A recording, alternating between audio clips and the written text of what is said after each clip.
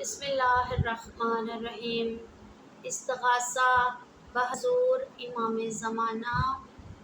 اگر کوئی مومن و مومنہ امام زمانہ کے ساتھ متوسل رہنے کے لیے، مربوط رہنے کے لیے، قریب ہونے کے لیے، یا مشکل کشائی کے لیے، مصیبت زدہ مصیبت سے نکلنے کے لیے استغاثہ کرنا چاہے تو وہ اس طرح استغاثہ کرے کہ باوضو ہو کر زیر آسمان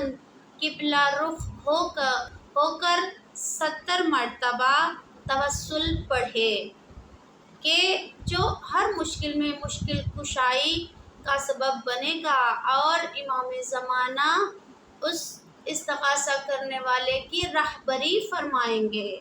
وہ توسل یہ ہے، 70 مرتبہ پڑھیں بسم اللہ الرحمن الرحیم،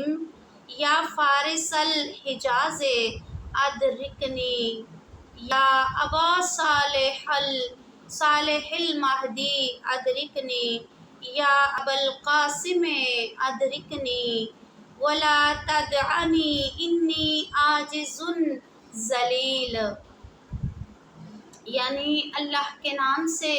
جو رحمان اور رحیم ہے، اے حجاز کے شاہ سوار میری مدد فرمائیے، اے ابا صالح المہدی میری مدد فرمائیے، اے ابا القاسم میری مدد فرمائیے، مجھے تنہا نہ چھوڑیے، بے شک میں عاجز اور ذلیل ہوں۔ اسی طرح اگر کوئی عریضہ لکھنا چاہے زمانے کے امام کے لیے، تو مکارم اخلاق میں روایت ہے کہ جو شخص اپنی تمام پریشانیوں کے ازالہ کے لیے، یا توسل کے لیے، یا امام سے رابطے کے لیے عریضہ لکھنا چاہے،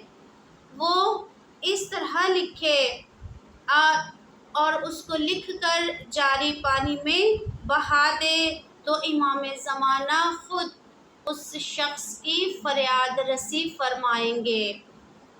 عریضہ اس طرح ہے: من العبد الضعیف الی المولی الجلیل، ربی انی مسنی الضر وانت ارحم الراحمین، فاکشف عنی ضر ما انا فیہ، واکشف عنی ہمی وفرج غمی بحق محمد و آل محمد۔ یعنی ناتواں غلام کی طرف سے باعظمت مولا کی طرف: اے میرے رب، یہ مصیبت میرے پیچھے لگ گئی ہے، اور تو رحم کرنے والوں سے سب سے زیادہ رحم کرنے والا ہے، تو مجھے